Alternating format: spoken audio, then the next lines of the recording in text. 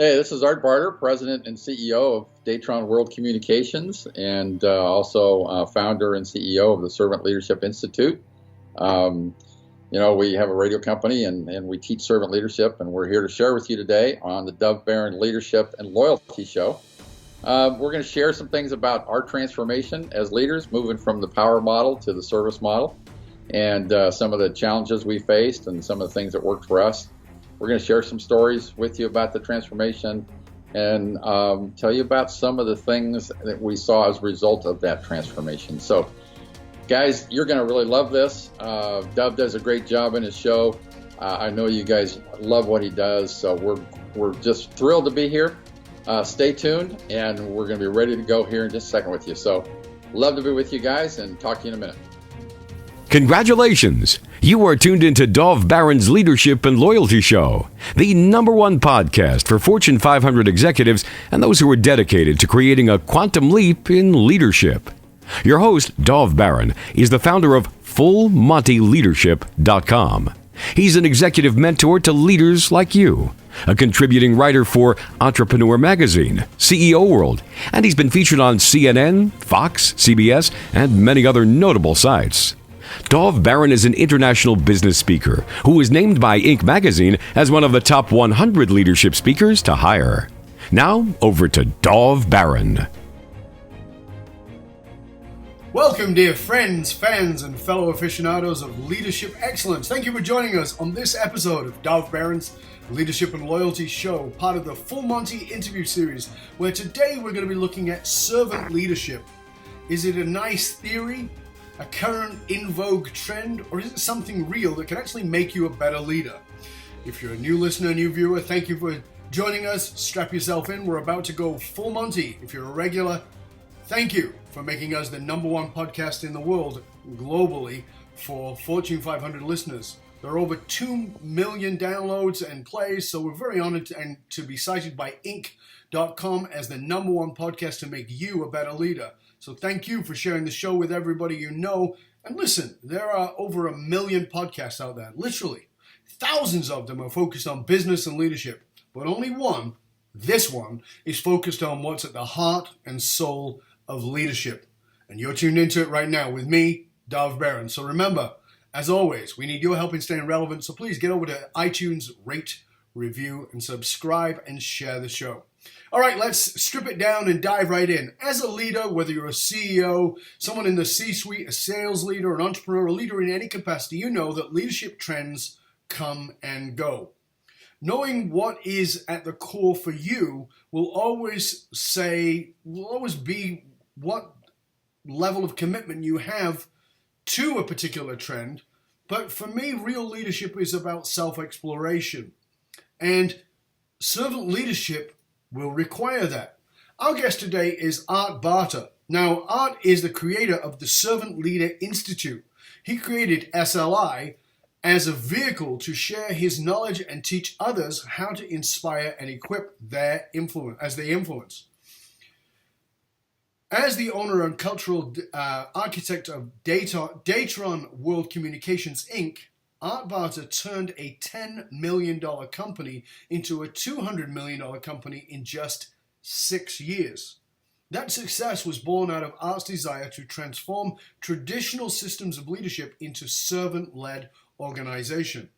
Art is the author of 2 books on servant leadership, Farmer Able, a fable about servant leadership transforming organizations and people from the inside out, and then he has the Servant Leadership Journal, which is an 18-week journey to transform you and your organization.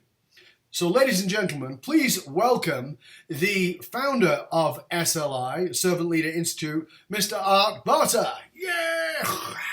Crowd goes wild. Welcome, Art. Good to have you here. Oh, great to be here. Thank you so much for that great introduction. And can't tell you how thrilled we are to be part of your show and supporting your effort in creating better leaders. So we're excited to be here today. Yep. Fabulous. Thank you, sir.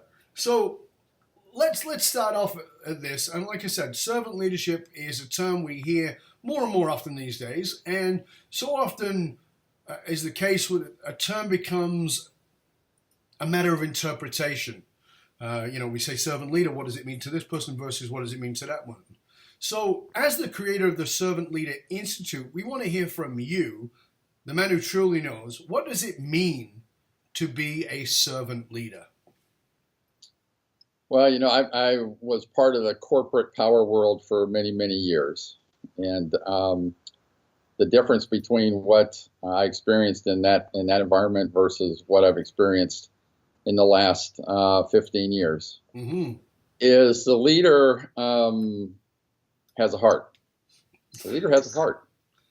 And the leader isn't afraid to share their heart and let other people see their heart. And, that heart can be smiling and be, everything is going great, or that heart could be going through some struggles, because we're all human beings. We are all human beings. We all struggle. But what I found is leaders who want to help people, that comes from the heart. Doesn't come from the mind. No. It comes from the heart. And you have this desire to help people grow. You have the desire to help them accomplish what they want to accomplish in life, not just at work, but in life. Work is a big part of their life. And, making that shift in that mindset to letting the heart out of this cage it's been in for a long, long time, it's a big transformation for leaders. And, you touch on it, that being vulnerable and showing people who you are. Right. And letting them see the real art or the real Dove, and not this made up person who's more in tune to a title versus just being the person they're supposed to be. And, that's the biggest difference.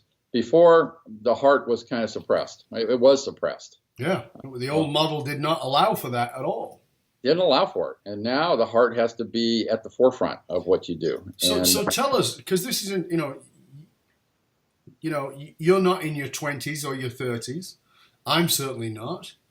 And many of the leaders who are, let's say, 55 plus, this is a strange concept. I mean, I know because I speak on this, as you know, and speak on vulnerability and the power of vulnerability in leadership. And you're speaking about the need for the heart, and I talk about the need for the heart and the soul. So, we're on the same page here.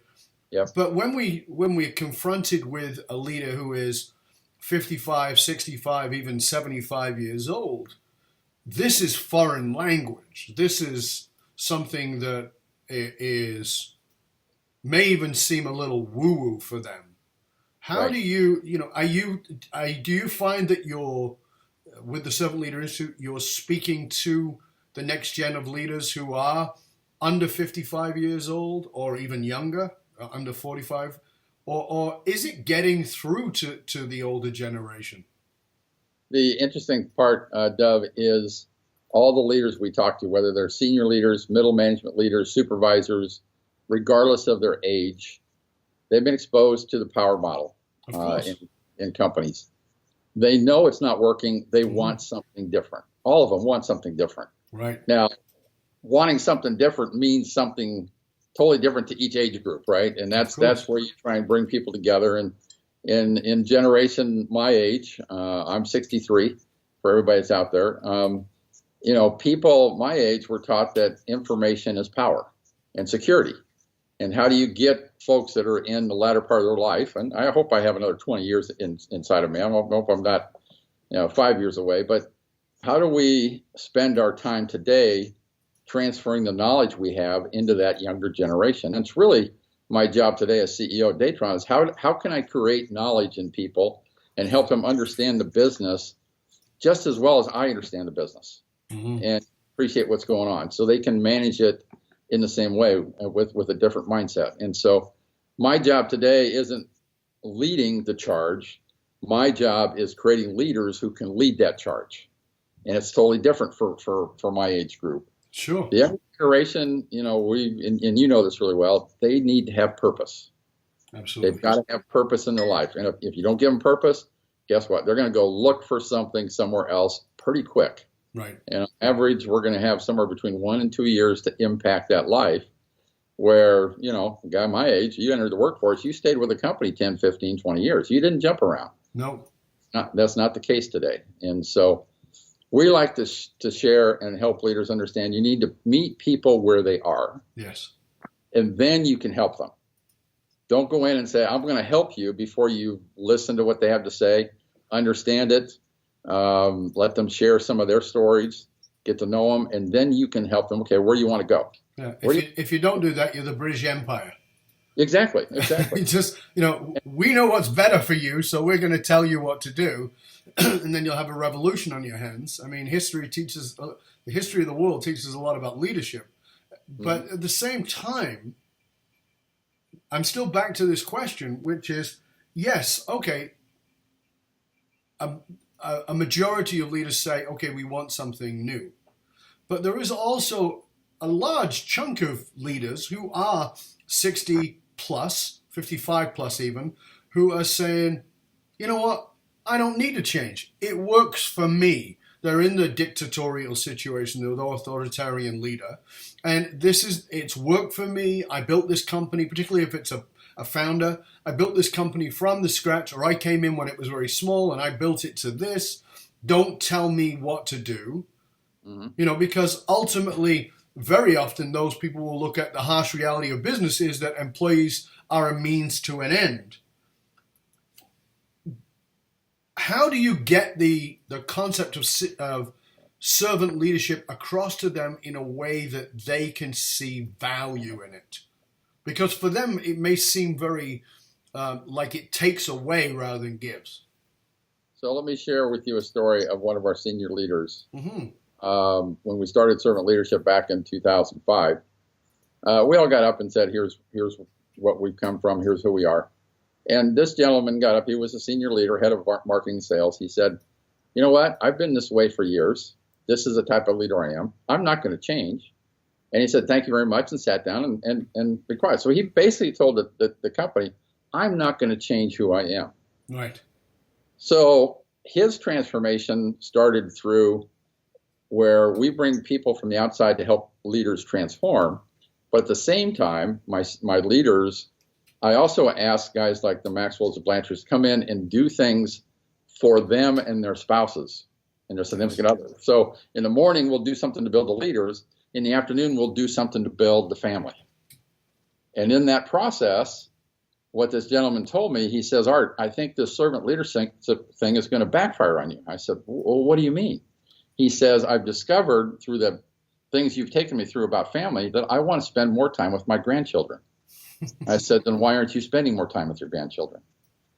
He said, well, I don't know how to do that. I want to make so much money. I said, so tell me how much money you want to make. I'll help you meet that goal so you can go spend more time with your grandkids. And guess what? We set the goal. He reached it. He's now working part-time. He's an advisor for the company. He's retired 3 times, but he comes back and says, I will do anything for you because you've given time with my family back, not just help me meet the financial goal. And so here's a gentleman in his age that was missing something. He was missing time with his family. Yeah. How can I help them get that back? And the older leaders, sometimes they'll say, how do I trust people? We help them build trust with the other generations, with the leadership team. How do we build trust? How do we help the people to listen? Sometimes we run across guys like myself. Listening wasn't a great discipline I had. I was not a great listener, and I had to find out that I wasn't a great listener before I studied it and looked at what I could do to change. So your answer is everybody's different, and our job is to help them find what they want out of life, help them get that, and you're going to have employees that will do anything for the organization. Absolutely. Anything. I can't get this guy to retire because I will do anything because you've given that time back to me. Right. Yeah. So let's go back to something you just brought up there, which is you said you realized that you weren't a good listener. The problem with, in my experience of being a consultant and working 30 odd years doing this too, is that the people who lack the listening skills often think they're great listeners. Mm-hmm. Yes, that's true. I was there, Doug. Right. So walk us through a little bit of dealing with that. So when we got started with servant leadership, I was frustrated because I new CEO, just bought the company. We're going to be a servant-led organization. I expect everybody to get behind me in charge. After a year and a half, I looked behind me. I had a couple of people behind me, but where was the rest of the team? Right. Because I declared it doesn't mean that it was going to happen. Right. And so, and one of our offsites, I said, guys, here's what I want you to do. I want you to go off, come up with what you think the 10 characteristics of a good servant leader are. They created that list in 3 groups. I said, okay, now take the 3 groups and come up with one list. They came up with one list. I wasn't involved in this. This was their doing. At that point in time, and I realized this a year or 2 later, that's when I transferred ownership in this program to them. I transferred ownership to them. Right. Now, what we agreed to do was, listening was one of the items, is we'd all do a 360 review on everybody. So I had about 30 leaders in the company at the time. So I got 30 reviews on myself. Ooh. Opened up one Friday night, looked at them, and I said, I've spent all this time and money, and this survey is wrong. It's wrong. We didn't ask the questions right. We didn't do something. We didn't put them in the right order. I went home, and Lori, my wife, she knew something was wrong. She says, Art, what's wrong? I said, well, I found out that the survey is wrong. She says, what do you mean? I said, we didn't ask the questions right. Went through all the excuses. He says, what did you find out? And I said, I found out I wasn't a great listener. I was rated worse in listening than anything else. She didn't even look up from what she was doing, Dove. She kept her head down. She says, tell me something I don't already know. Don't you love having honest wives? For love and support, and what I get is confirmation that what I was told was correct. Now, if I'm a leader of power, I'll throw it all out and I won't listen to it. Mm-hmm. But I already made a commitment to the team that we're going to pick the 2 lowest things we were rated on, and we're going to tell the leadership team what we're going to do to improve in those 2 areas. I was the first one to present. Wow. I was the first one. I didn't ask somebody else to. I went first.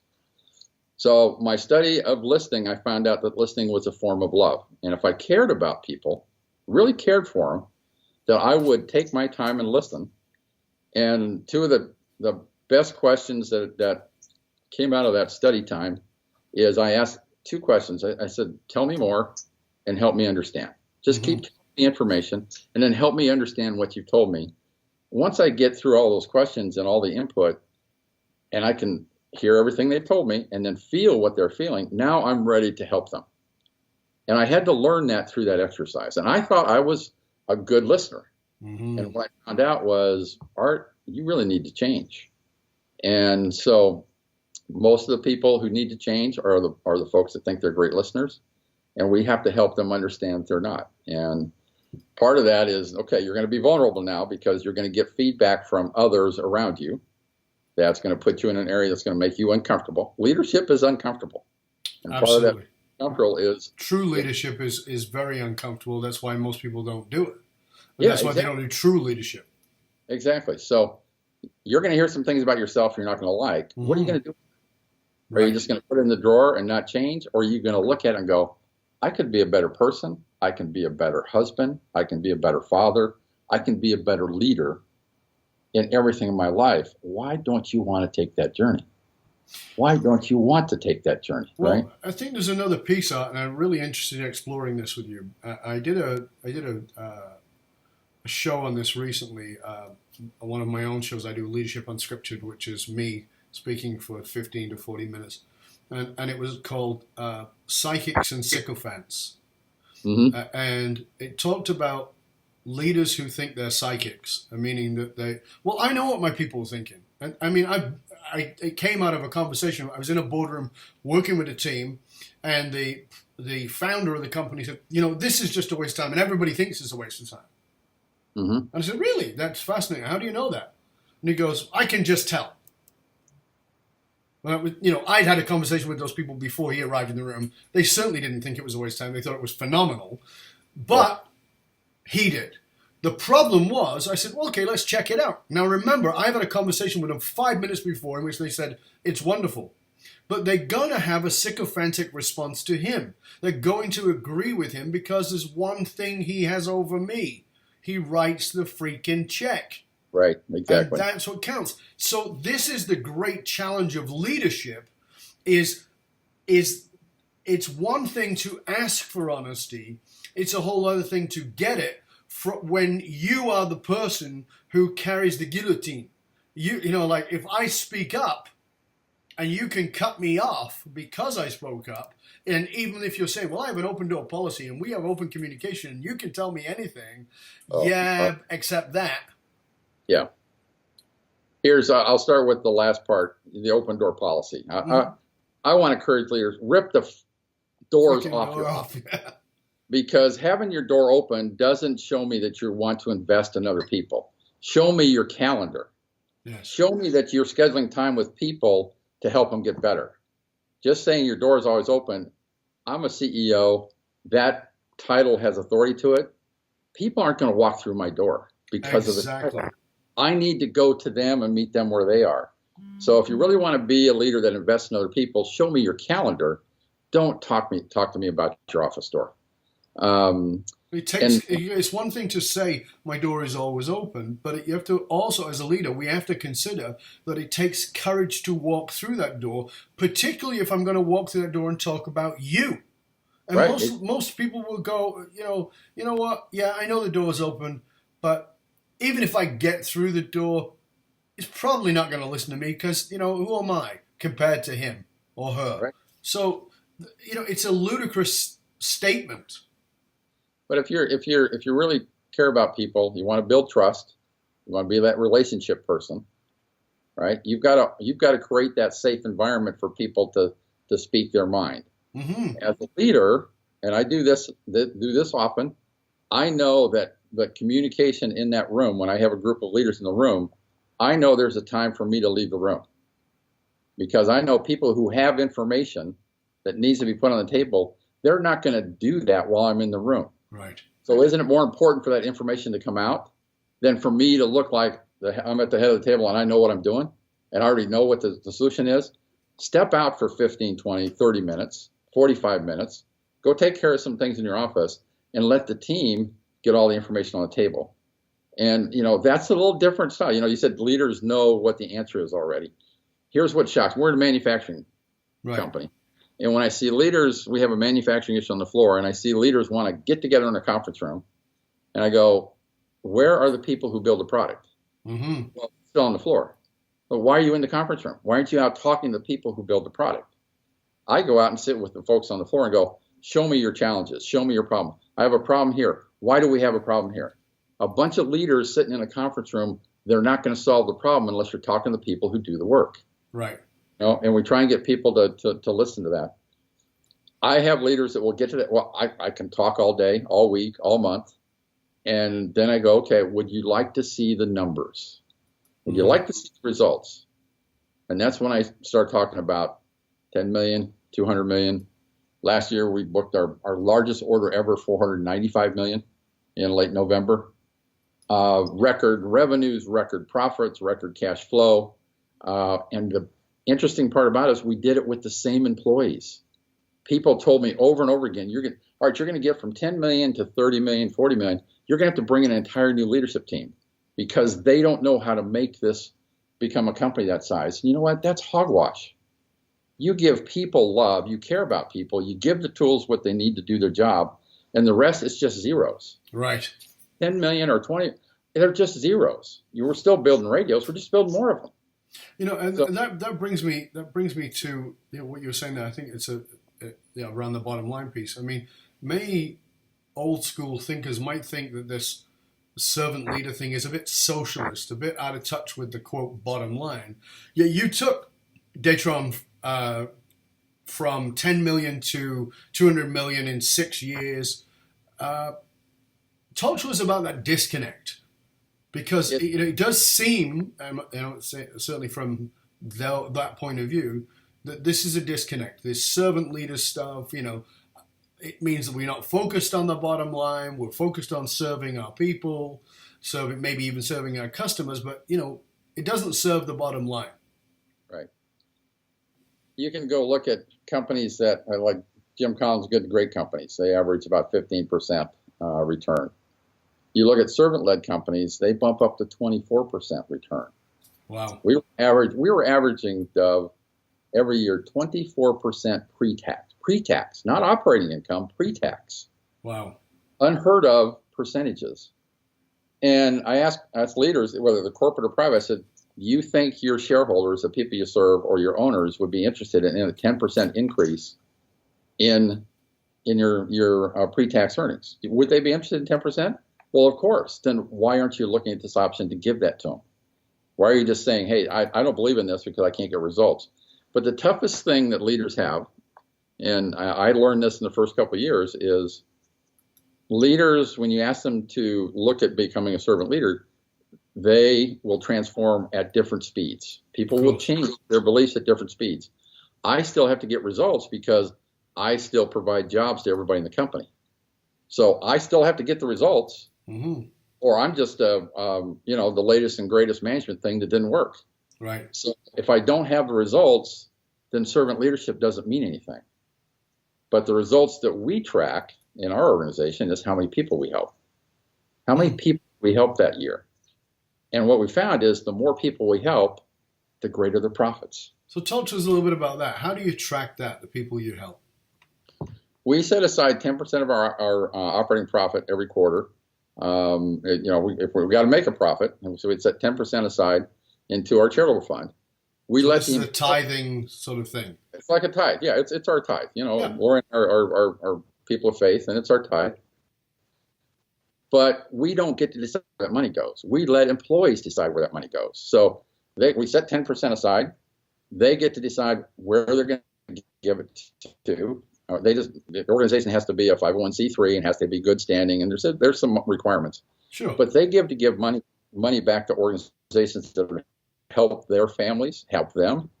And so now they get to write a check. They don't write the check, but they'll put a grant request in, somebody on the floor for $10, $15, or $20,000 to help an organization that's now they really get to give back to the community, and that allows them to realize our purpose of positively impacting the lives of others. So we look at how many grants did we issue, how much have we passed out as part of the fund, but reports back from the organizations, how many people did it help? How many people did we get out of homelessness? How many people did we help with MS? How many people did we help with epilepsy, with heart disease? What did they do with that money? Because we have to be good stewards, right? Sure. And so we look at that and report that every month to our employees. Here's the grant request. We list out all the grant requests. Here's the organizations we did. And we tell stories of the people they helped. And sometimes we share photographs with them. They've helped people around the world, Dov, around the world. That's wonderful. And I've got the best job in the world because people here think that I'm the guy responsible for that. And I'm going, don't thank me, thank my employees, because they're the ones that made it happen. They helped make the money in the first place, and they decided where the money gets to go. That's beautiful. And so now they have a great purpose in life.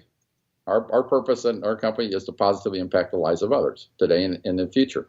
Go do that. We've got a fund, we've got some money, go invest in things, and people love that part of our company. I'm sure they do. We go through this all the time, but people don't leave us because they know we're about purpose.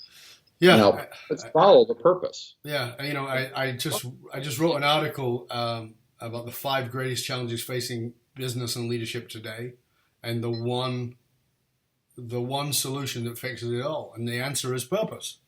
But purpose is a body of work. Purpose is not, let's write some crappy mission statement on the wall that nobody actually cares about, but it sounds good in marketing, versus, as you're saying, not only finding your purpose, but eating, sleeping, living, breathing your purpose every single day. When we go into a company and I say, we're going to work on the corporate purpose here, but we can't get to the corporate purpose unless we work on the purpose of at least the executives. So let's start with that. And and then I say to them, and they go, what has this got to do with anything? I said, because if your purpose doesn't tie to the corporate purpose, you're leaving anyway. You're in the wrong place. Exactly. If it's tied to that, you're going to want to be here. The company's going to want to, and there's going to be an alignment.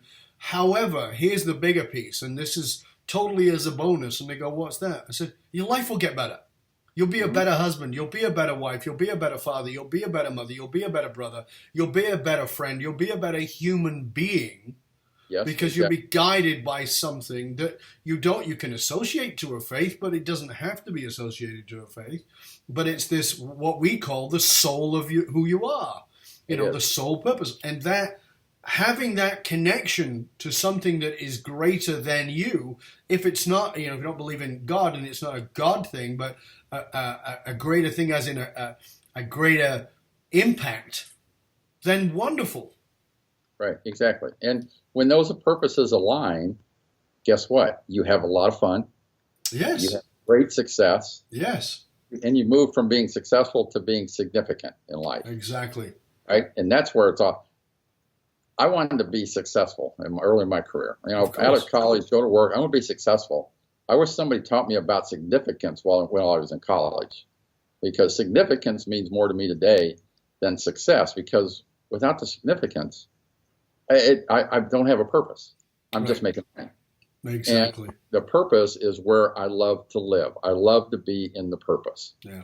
Because that's what really turns us on and really gets results. So it's a lot of fun to watch leaders think about things and go, I can't buy into this. I can't do this. And really what we're boiling down to is, okay, Art, what are you afraid of?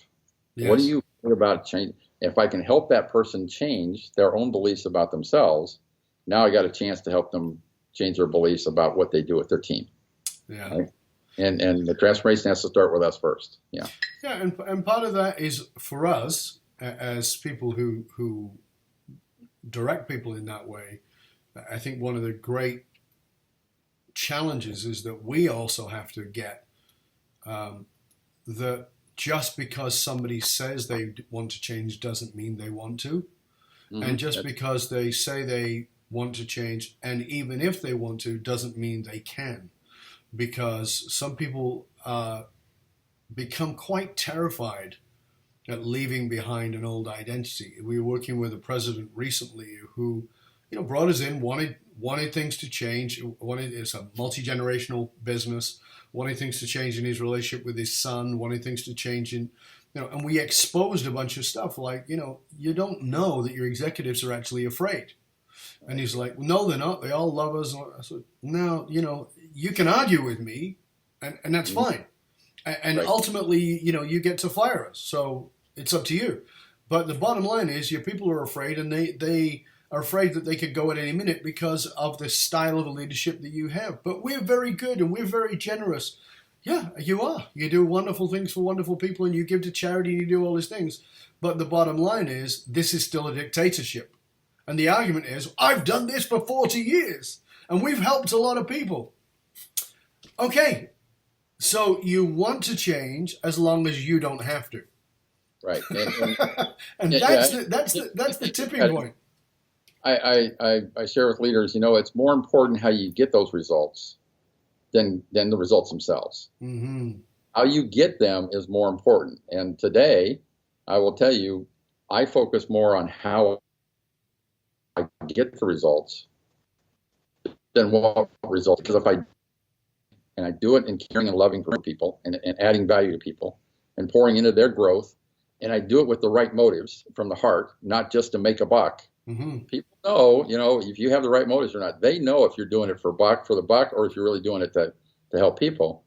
When you make that transformation and really start pouring into people, your organization is going to bypass you. It's going to perform in ways that you couldn't even imagine it would perform. Yeah. And in our first year, actually second year, we started our planning process, and the team came to me and says, Art, how much do you want to grow next year? And I said, I'm never going to tell you how much to grow. Well, no, you have to 10%, 15, because we have to know how much expense to budget, right? I said, I want you to look at it this way. I want you to go out and serve our customers. And I want you to serve it at best level possible. Let them decide how fast we're going to grow with their checkbook. If we serve them right, they're going to come back to us. Mm-hmm. Then they're going to grow. And that's what happened with us. We went out, took care of customers. We didn't worry about growing 10% or 15%. We worried about serving the customer. And we let them decide if we should grow or not. Let your customers decide if you should grow or not. And when you do that and just serve your customers, they're going to come back, and they're going to come back. And the greatest joy I have is when I go to a trade show and one of our competitors comes to the booth and we have a brand new radio or brand new product, and they go, how did you guys do that? How did you guys do it? Because we don't understand how a private small company, how did you do that? Mm-hmm. Have no idea what a purpose and a heart brings to the process. Exactly. They're in a power model. Yeah. And they figure out, how do we keep bringing new products to market? How do we keep serving the customer better than they do? And how on earth does this small company keep taking business away from us? And as long as they don't understand that, I'm having a great time. Sure. I'd love to transform them someday, but that's the greatest joy I have is our competitors, especially the big companies, they have no idea how we accomplish what we accomplish. It's because phenomenal. heart. They just don't have a heart. They Yeah. don't get it. Yeah. Yeah. They don't get it. You have 2 books out at this time. The first one is Farmer Able, which is not a traditional leadership book. In fact, it's a fable. Yes. With endorsements by leadership superstars like Stephen Covey and John Maxwell and many other leadership luminaries. So first, tell us about that one. Tell us why you decided to go that non-traditional leadership book, and why you decided to put your message in a fable. 2 reasons. Early in my career, I read a book called The Goal. Mm-hmm. And The Goal was a story about a young leader came in to run a small division, and he's having a hard time getting people to get on board with whatever he's doing. And one of the chapters he talks about, you know what, I don't know what to do here anymore. So there's a little hill behind the plant. He goes off, gets a pizza and a 6-pack of beer and sits on top of the hill going, how on earth am I going to change this organization, right? Mm-hmm. How can I change this? And it was a story, and I couldn't put that book down. So I always believe that stories are more powerful. I mean, we can write academic books, which there is a great reason to do an academic book. I'm not an academic guy. Right. I'm a story guy. Yeah. So if I try and write an academic book, guess what? I'm going to bore people. I'm a story person. The second reason we did that is we wanted people to be able to talk about different characters on the farm, in people and animals, because the animals are involved with that. We wanted them to relate to the animals and their behavior to depersonalize where they are as individuals. So if you think about that, the companies that have really gotten into Farmer Able, they now go to a meeting and go, you know what? I acted like Juanita last week. Or Yeah. what? I'm Clarice this week. Right. Or I'm Harry the horse. I'm struggling with that part of it. Right. They don't have to put their name on the table. They can talk about characters. Everybody's read the story. Right. Everybody knows the struggle of that individual and how they got out of it. And now we show them a path on how to get out of it. And the feedback we get is, Art, we love this because we don't have to talk about ourselves. Yes. We don't have to talk about ourselves. We get to talk about animals. Right. And that's where we've seen the greatest transformation is when people start talking about the story and not about where they are, but they're improving themselves through the story. They're actually getting better. So tell us a piece of your story. What's the part of your story that most people don't ask you about? You know, one of the questions I like to ask my guests is, what's the question nobody bothers to ask you? What's the part of your story that you'd actually like to share that gets left behind? Because we tend to see people, you know, oh, you're the CEO of this, you know, $200 million company. You founded this institute, and it's all sort of up here. But what's the part of the story that we don't know that we need to know? You know, I was the type of father. I started with Datron in 1997, so 7 years before I bought it. Mm-hmm. And 90% of our business is overseas, and I spent a lot of time in Africa, a lot of time in Asia, in different mm-hmm. countries. And I always thought as a father that calling back home every day for 15 or 20 minutes and saying hi to the kids was good enough. Mm-hmm. That was a good dad because I called every day.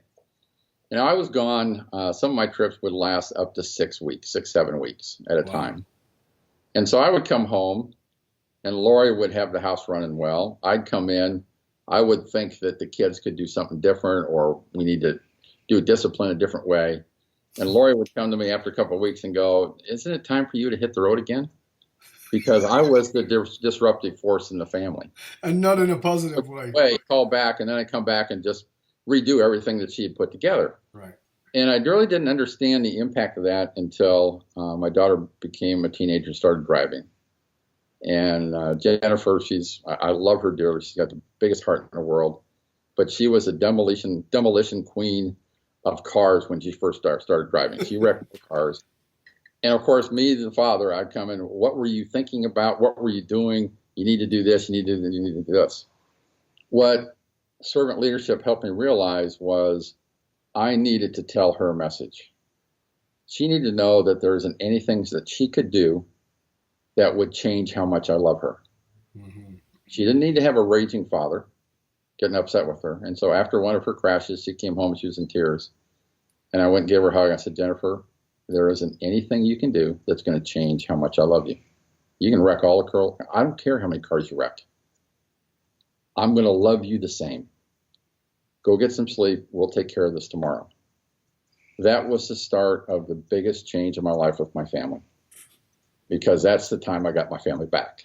And up to that point, as a power leader, I had lost my family and I didn't realize it, because I was off traveling first class, hotels, meeting with government leaders. And you know what? While I was doing that, I was losing my family.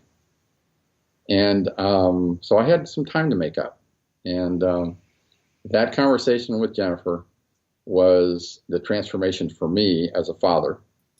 That started my transformation really as a husband. And that's when I realized I had to become a better person for my family first. And my business is actually lower on the priority list. That change has changed my life, Dove, has changed my life. And I am so glad that Ken Blanchard introduced me to servant leadership back in 2003, that he challenged me in my leadership beliefs, because without that challenge in 2003, I don't think I'd be where I am today. And I don't think I'd have a relationship with my family, the people that I love the most. And that's the part of my story that I get to tell people. And if I get a chance to impact a father or a mother and help them bring their family together again, or bring them closer again, man, this journey is worth every second of it. Mm-hmm. Because I know if they're going to get better at home, they're going to get better in life. They'll get better at work. They'll enjoy things better. And it's just going to domino into a better for everybody.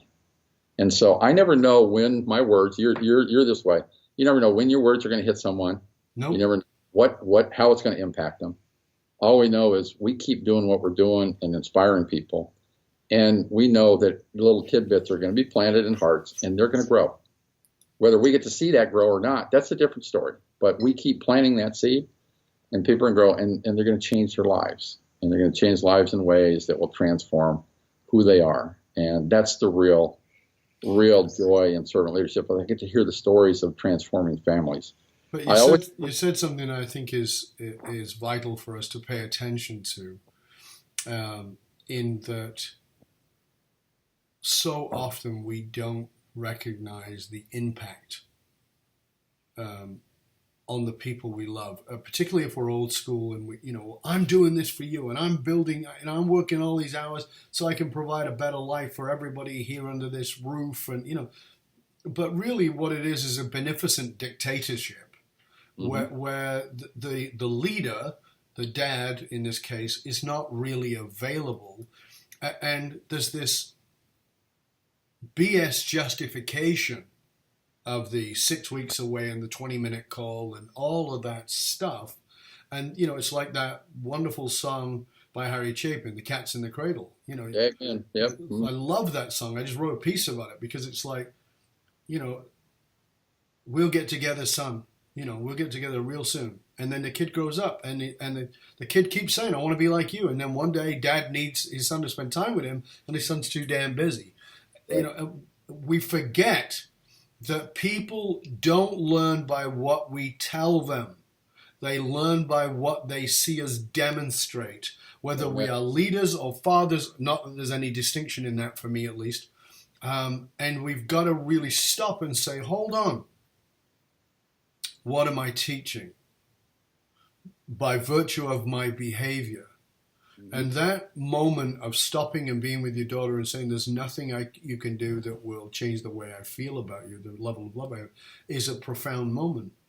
But I think even more profound is the realization, like you did with the guy who won't retire, is the job isn't the number one priority. not. It's the servant, and this is the interesting thing about servant leadership for me. When I talk about it, is that the job is the servant of the number one priority, and I think that that's a piece that most people around servant leadership don't get.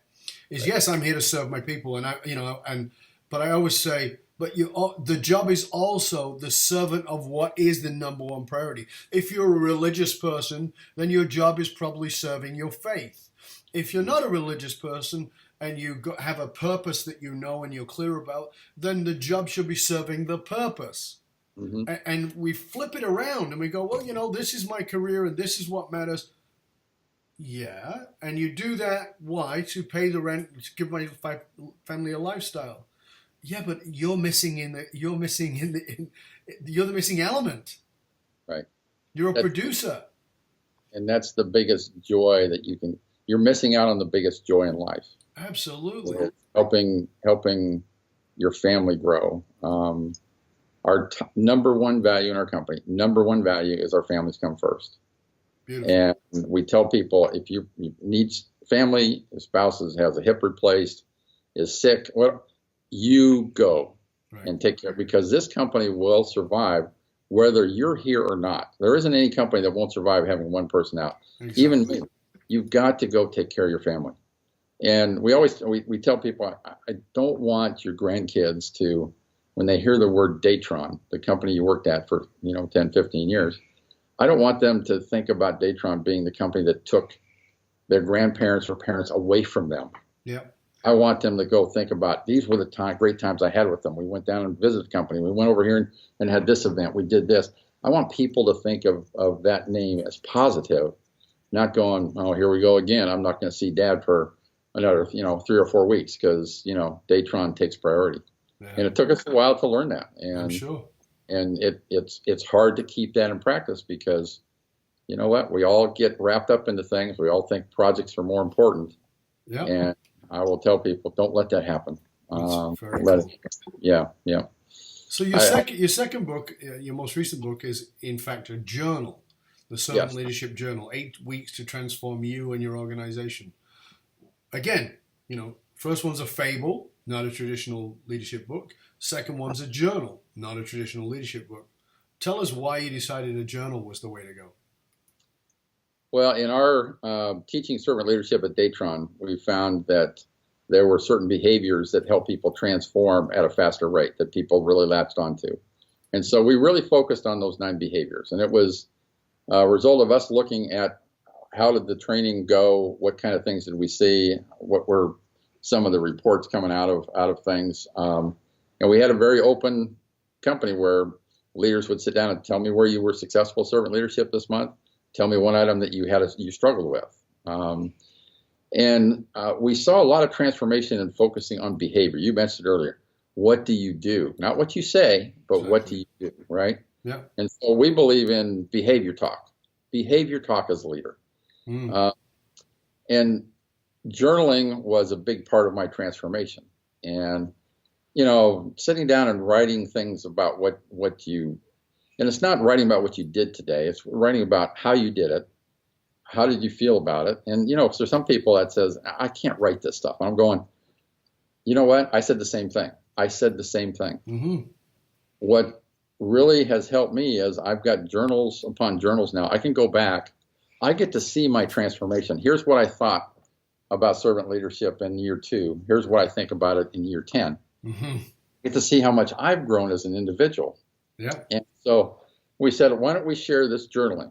So we decided to take the 9 behaviors, have them spend 2 weeks on each behavior, and just, go through 4 questions, learn about it, see what you want to do with it, set a goal for the next day, and then write about what the results were.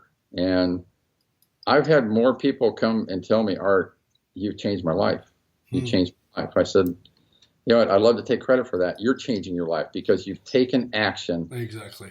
And look at you and be open to that process. And now you want to get better. So you're making this happen. I'm not making it happen. We're just providing you the vehicle to make it happen. Can you share with us one of those 9 behaviors so that our leaders can sort of go, okay, I can take on that challenge? Well, of course, you got to serve first. Our second one is build trust, and trust is the basis of a lot of relationships. Any good relationship, you have to have trust. Absolutely. You got to have trust. You've got to live your values. You got to listen to understand. Once you've listened to understand, now you got to think about your thinking and reflect on what you were told and what you're going to do with it. Then you want to add value to people. Who do you want to add value to? And these are in order of stepping stones of foundations, because you can't go add value to people before you've built trust with them. No. To build trust first. And to add value, you have to be courageous.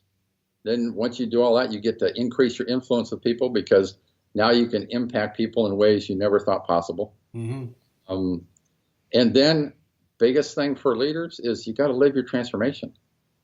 Once you transform, now you've got to go live it even more every day. Don't ever believe you're going to check off the box that today I've arrived, I'm now a servant leader. You're going to get better every day. And it's a journey. It's not something you check off a to-do list.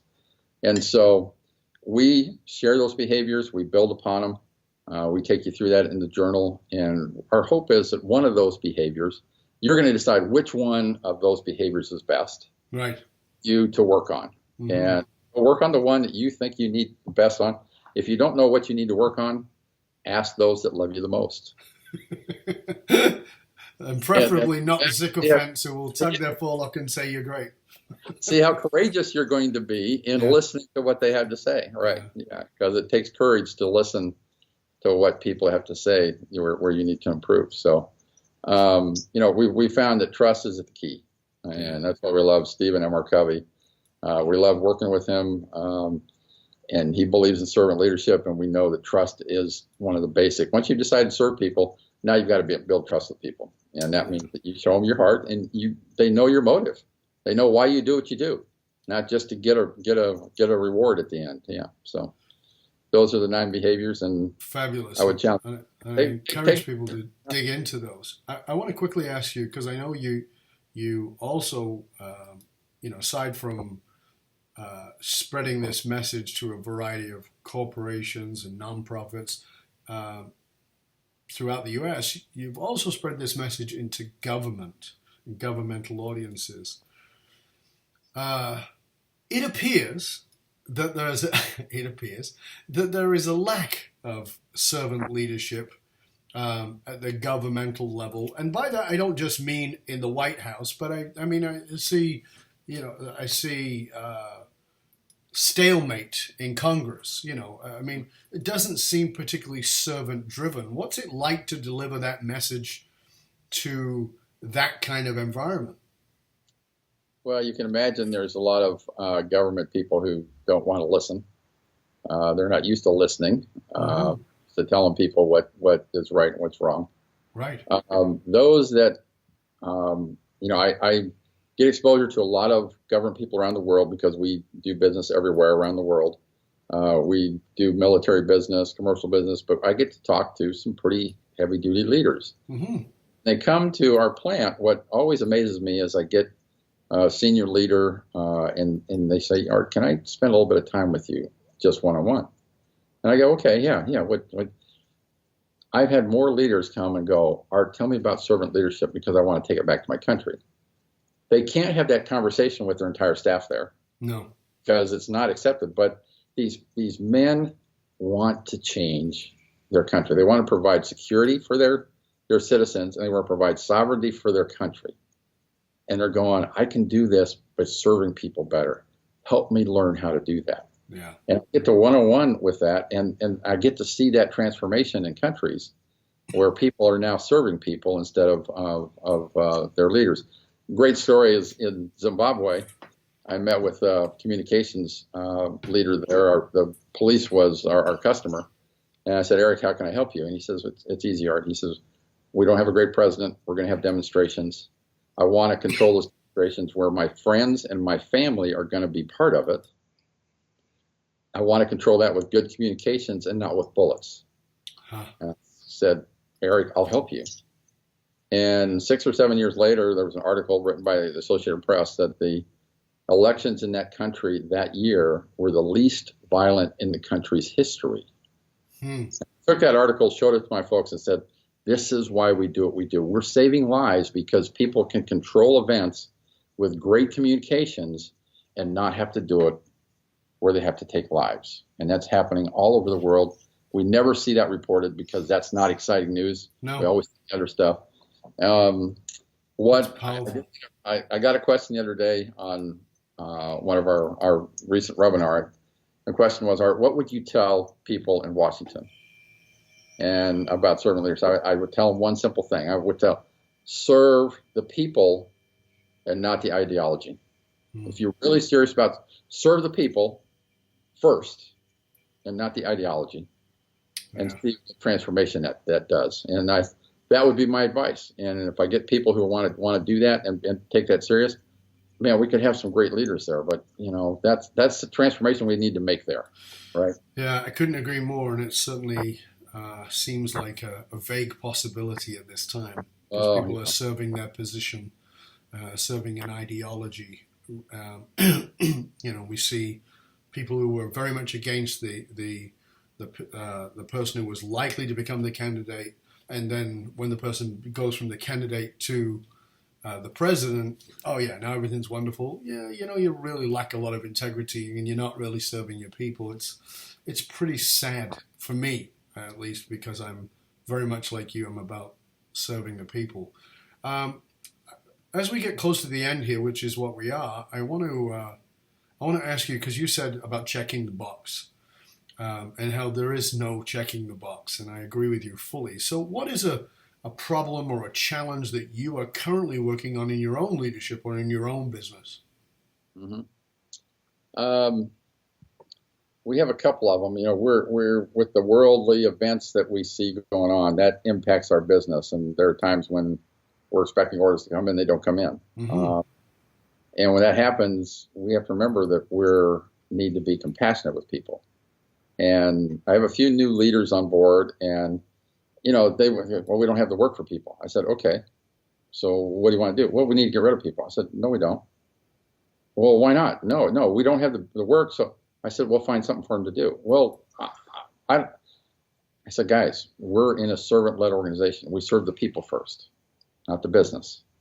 And so just because I don't have business today and something for them to work on, I have all kinds of things that need to get done.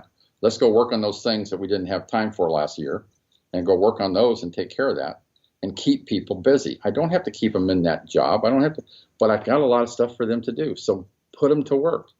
Well, they're going to be charging overhead. So what? Who cares? They get to take a paycheck home and serve their families. Mm-hmm. I don't care what bucket it goes in, right? Mm-hmm. I really don't care.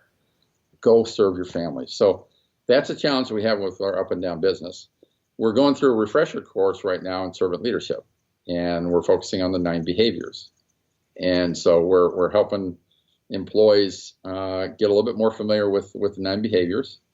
And, we work really hard at being great listeners, and people go, hey, we can improve even more there. So we've reached a different level in listening, but it surprises me that we got a long way to go yet. We haven't arrived. Yeah. Let's get to what we're doing. Yeah. And for me, there are times when I get told by my team that you don't have all the information and you made the wrong decision. And I go, okay, well, I thought I had all the information. I go back and look at it. I didn't listen to all the people that had the input.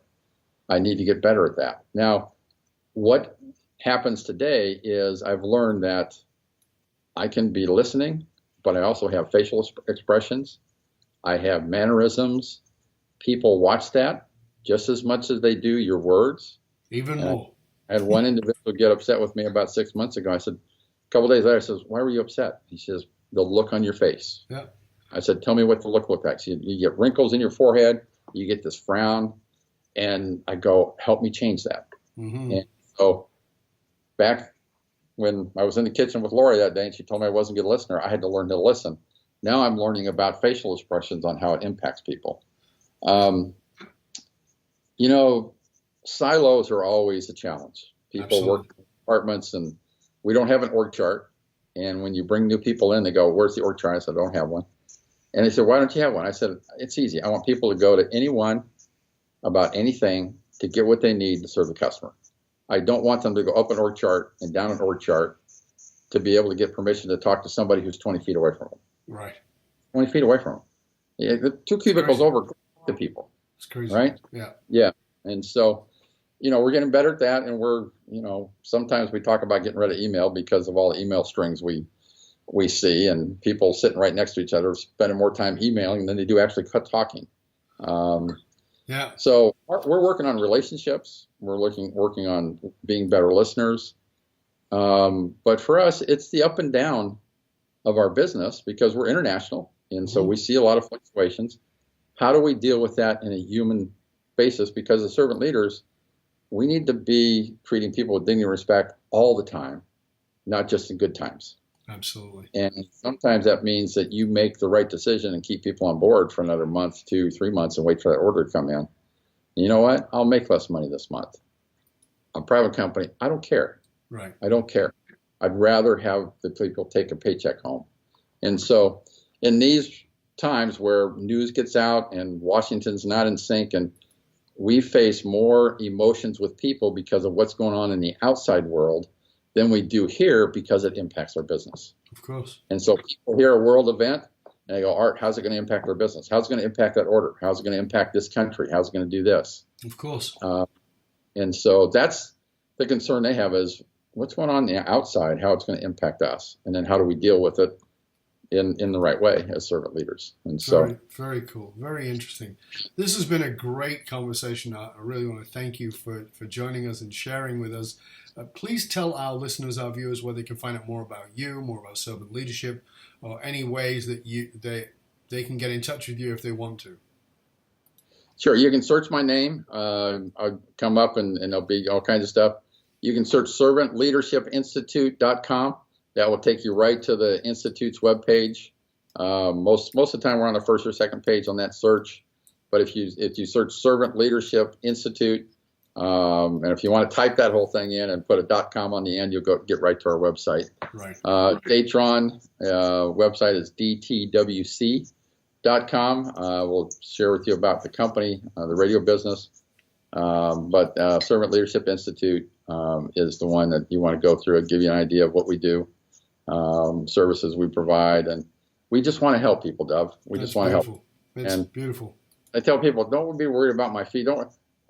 We like to ask people, okay, what do you want to accomplish? What kind of budget you have? And then we'll tell you if we can help you. Right. And don't assume that. Just don't assume that. And so that part of it, I go, we want to help people, and we've done stuff for free because we find people with the right heart, and we know they're going to have a greater impact. So why say no to that just because there are dollars attached to it? So anyway, it's fabulous. Find us. You can search Farmer Able in Amazon or anywhere else. It will lead you to the Institute. So we'll certainly post all those links when we post the show when it goes live. We want to thank you, Art, for being on the show. Thank you for all the wonderful things that you've shared. And again, I encourage everyone to reach out to Art. Go and look up Servant Leader Institute. Go look up Art, and reach out to him too, and let him know what you got out of the show. Because, as I say all the time, don't just listen to this. Listening is nice. It's great if it's in the background, but nothing's going to change with that. It's not lip service, it's ear service. That's different. You've actually got to put it in action. So listen back, take some notes, and take some action, please. And then let me and let Art know how it's impacted you. I want to thank Art for being with us today, and I hope you'll stay with us to the end. And I want to remind you, dear listener, dear viewer, that the research consistently shows that one of the biggest challenges facing even the most successful companies is somewhat counterintuitive, in that the fastest growing companies are often hit the point where they realize that they're spending an absolute fortune attracting, training, and developing talent, only to have them leave them at an incredible rate of turnover. And as Art was talking about earlier, getting the people to stay loyal is a major, major challenge, maybe even a crisis. And if you're sick of investing in training and development of your talent only to have them leave you before you get the return on investment, then please reach out to us at fullmontyleadership.com, where we provide the essential leadership skills to bring you back to your purpose, to rekindle and amplify the hidden loyalty assets inside of your organization, And to assist you in reducing that employee turnover by as much as 80% in 120 days, just simply evaporating those costs, fullmontyleadership.com, providing you with the concrete soft skills to get you and your organization to the top and keep you there. Why? Because you can't outsource authenticity. And always remember that you can get your Matrix self-assessment leadership tool. It's absolutely free to you for being a listener or viewer of the show. It's $197 value, matrix.fullmontyleadership.com. Get yourself over there, get the tool. It's absolutely free to you. Till next time, this is Dov Baron, Full Monty Leadership, saying stay curious, my friends, stay curious about how you can serve with a little more heart and a little more soul. Till next time, this is Dov Baron, and I am out.